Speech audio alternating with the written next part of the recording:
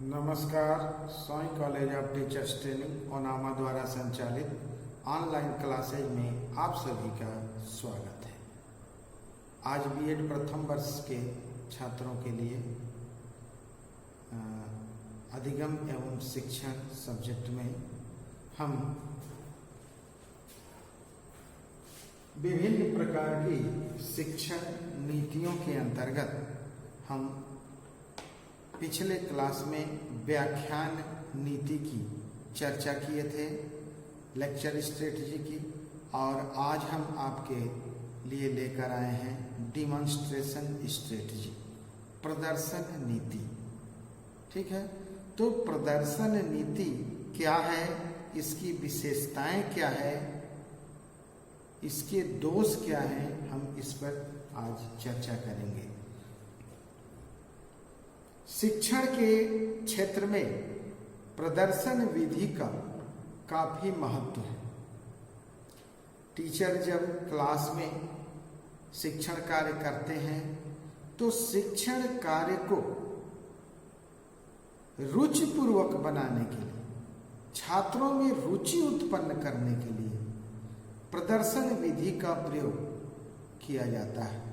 तो इस विधि में छात्र एवं शिक्षक दोनों ही सक्रिय रहते हैं, छात्र भी सक्रिय और शिक्षक भी सक्रिय।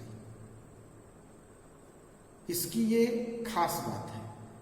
कक्षा में शिक्षक सैद्धांतिक भाग का विवेचन करने के साथ इस विधि द्वारा उसका सत्यापन करता है। कक्षा में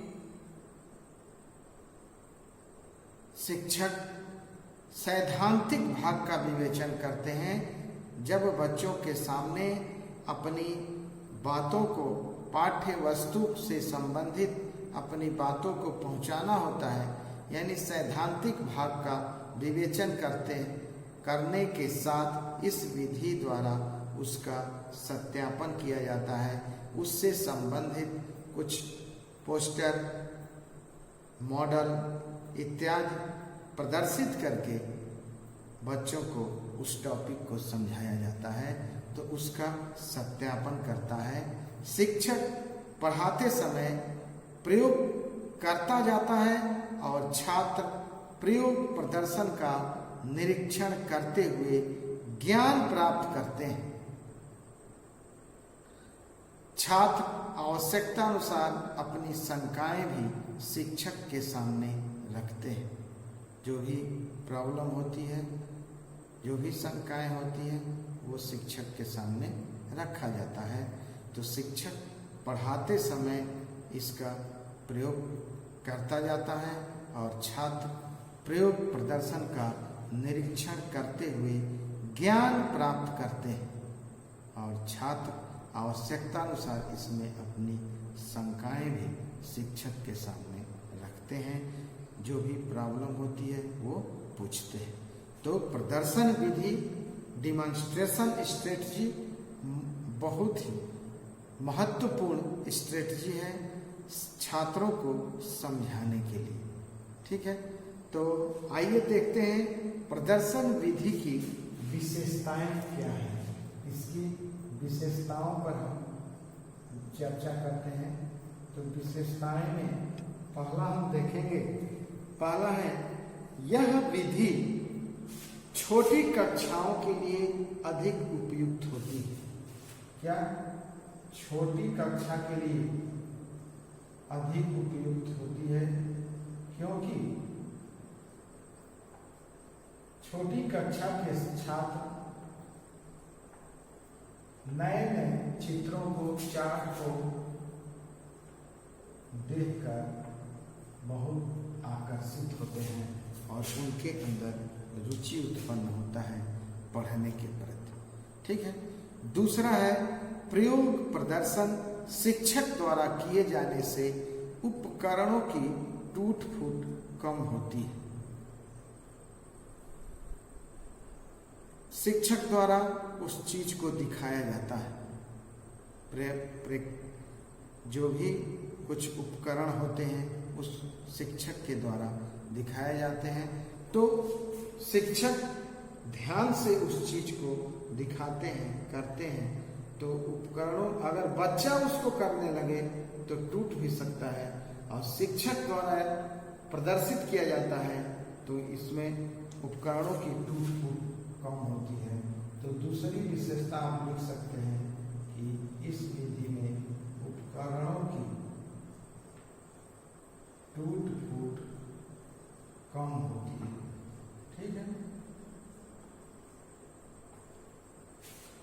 और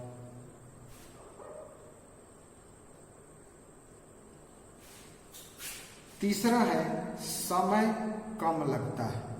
समय यानी कि कोई भी चीज समझाना है, उसको अगर समझाते हुए उसको प्रदर्शित करके दिखा दिया जाता है तो बच्चे जल्दी सीख जाते हैं। तो इसकी तीसरी विशेषता है कि इस विधि के प्रयोग करने से समझने में समय कम लगता है, बच्चा आसानी से समझ लेता है, और छात्र शिक्षक भी इसको कम समय में प्रदर्शित कर लेते हैं। तो समय कम लगता है। और नेक्स्ट है छात्र स्वयं देखकर सीखते हैं। ये भी खास बात है, इसमें छात्र को देखने का मौका मिलता है। तो छात्र जो है स्वयं देखकर सीखते हैं। ठीक, छात्र स्वयं देखकर सीखते हैं। और नेक्स्ट है बालकों की दृष्टि एवं श्रवण इंद्रियां अधिक सक्रिय रहती है। बालकों की दृष्टि और श्रवण इंद्रियां सक्रिय रहती है, क्योंकि शिक्षक उस चीज को बताते भी हैं और दिखाते भी हैं। तो बच्चे उनकी बातों को सुनकर समझते भी हैं और दृष्टि से, अपनी आंख से उस चीज को देखते भी हैं। तो बालकों की दृष्टि एवं श्रवण इंद्रियां यानी कि क्या, आंख, कान सक्रिय रहता है इस विधि में। ठीक है, किसका, बालक का। और नेक्स्ट है छात्रों की निरीक्षण, तर्क एवं विचार शक्ति का विकास होता है। छात्रों की निरीक्षण, तर्क एवं विचार शक्ति का विकास होता है। तो छात्र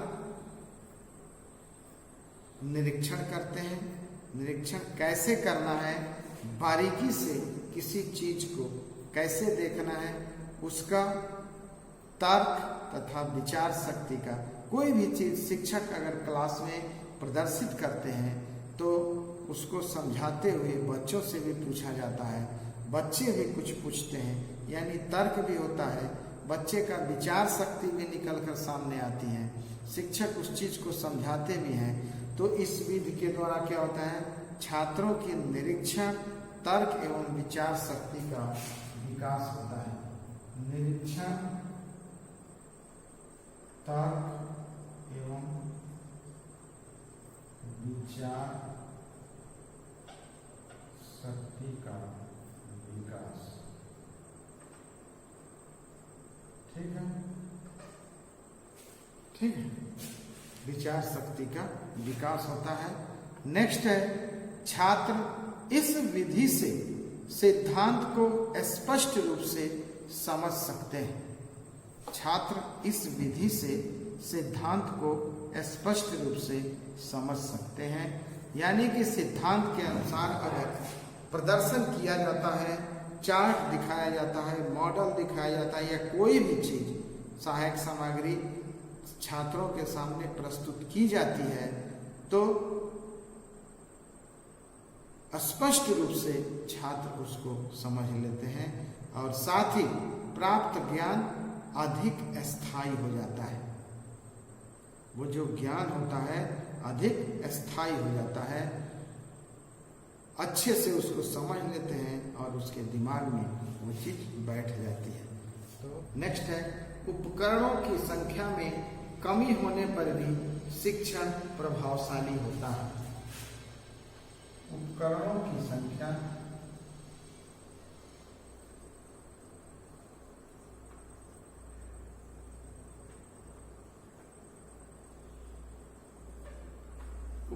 की संख्या में कमी होने पर भी शिक्षण प्रभावशाली होता है।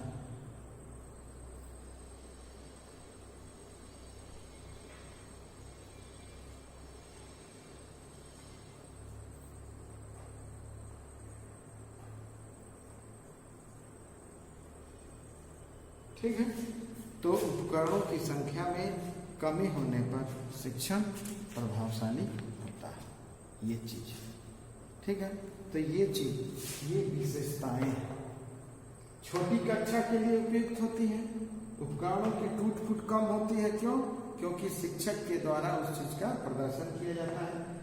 समय कम लगता है, छात्र स्वयं देखकर सीखते हैं और आंख कान इसमें सक्रिय रहता है। तर्क एवं विचार शक्ति का विकास होता है। छात्रों का प्राप्त ज्ञान स्थायी होता है और उपकरणों की संख्या में कमी होने पर भी शिक्षण प्रभावशाली होता है। तो प्रभावशाली शिक्षण प्रदर्शन विधि के द्वारा शिक्षक कर सकते हैं। ठीक है, लेकिन है तो ये बहुत अच्छी चीज, तो कुछ इसमें डिमेरिट भी है, अवगुण भी, दोष भी।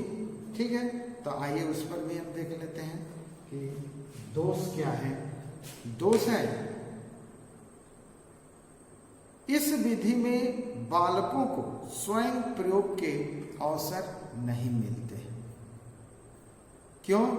क्योंकि शिक्षक के द्वारा उस चीज का प्रदर्शन किया जाता है छात्रों के सामने। तभी न लिखे हैं कि यहाँ टूट फूट कम होती है उपकरणों की। क्यों? क्योंकि शिक्षक के द्वारा इसका प्रदर्शन होता है। तो ये यहाँ डीमेरिट में आप लिख सकते हैं कि इस विधि में बालकों को स्वयं प्रयोग के अवसर नहीं मिलते हैं, ये खास चीज है। दूसरा है, कुछ छात्र ठीक प्रकार से प्रयोगों का निरीक्षण नहीं करते। कुछ छात्र ठीक प्रकार से प्रयोगों का निरीक्षण नहीं करते हैं।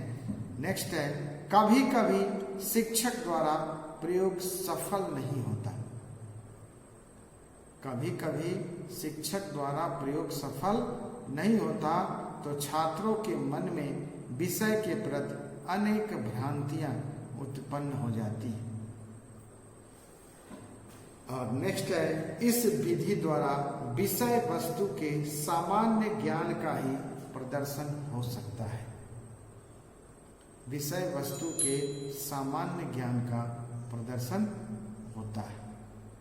तो ये दूसरा डीमेरिट्स। अब देखिए कि जब इतनी अच्छी विधि है,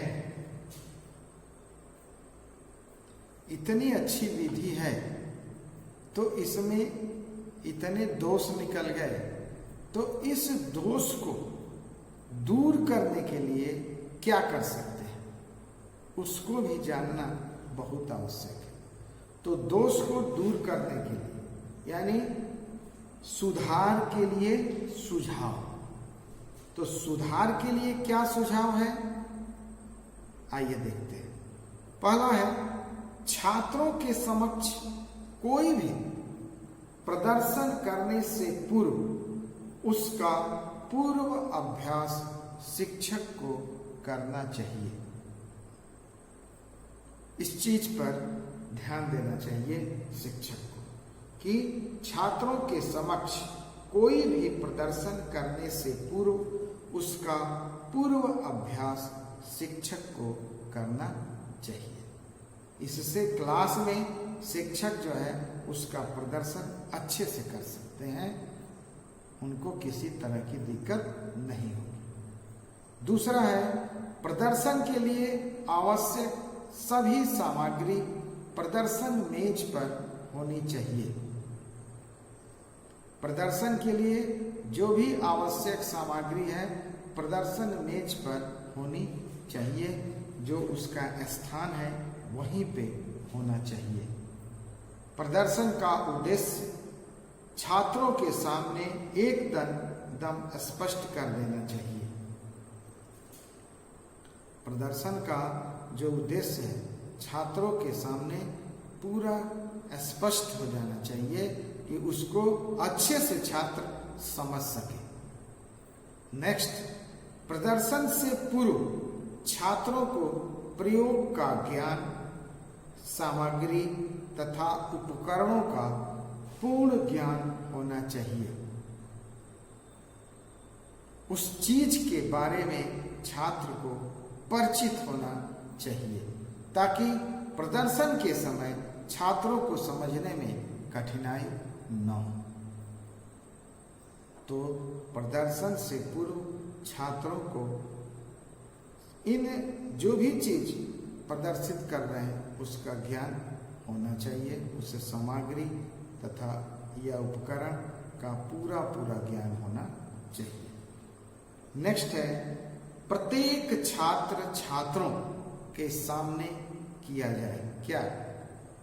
जो प्रयोग किया जाए, प्रत्येक प्रयोग जितने प्रदर्शन शिक्षक करना चाहते हैं, जितना प्रयोग करना चाहते हैं वो छात्रों के सामने किए जाएं। तो क्या होगा? प्रयोग का स्थान ऐसा हो जहां से प्रत्येक छात्र प्रयोग क्रिया भली भांति देख सके। तो प्रयोग का स्थान ऐसा हो जहां से प्रत्येक छात्र प्रयोग क्रिया भली भांति देख सके, सभी छात्र को किए गए प्रयोग आसानी से दिख सके। नेक्स्ट है, प्रयोग प्रदर्शन में छात्रों का सहयोग लेना चाहिए। शिक्षक जब प्रयोग का प्रदर्शन करते हैं तो उसमें छात्रों का सहयोग आवश्यक हो जाता है। उनकी शंकाओं का समाधान होता रहना चाहिए। जो भी शंकाएं, जो भी समस्याएं उस प्रयोग से रिलेटेड है, संबंधित है, तो उसका समाधान होना चाहिए। नेक्स्ट है, प्रदर्शन के साथ श्यामपट्ट तथा अन्य शिक्षण सहायक सामग्रियों का आवश्यकता अनुसार उपयोग शिक्षक को करना चाहिए। तो प्रदर्शन के साथ श्यामपट्ट, क्लास में जो ब्लैक बोर्ड होता है, तो श्यामपट्ट तथा अन्य शिक्षक सहायक सामग्रियों का आवश्यकता अनुसार उपयोग शिक्षक को करना चाहिए। नेक्स्ट है, बालकों द्वारा प्रदर्शन के निरीक्षण के आलेख की सत्यता पर बल दिया जाना चाहिए। बालकों द्वारा प्रदर्शन के निरीक्षण के आलेख की सत्यता पर बल दिया जाना चाहिए। और नेक्स्ट है, प्रयोग पूर्ण होने के बाद उपकरणों को सावधानी से साफ करके उचित स्थान पर रख देना चाहिए।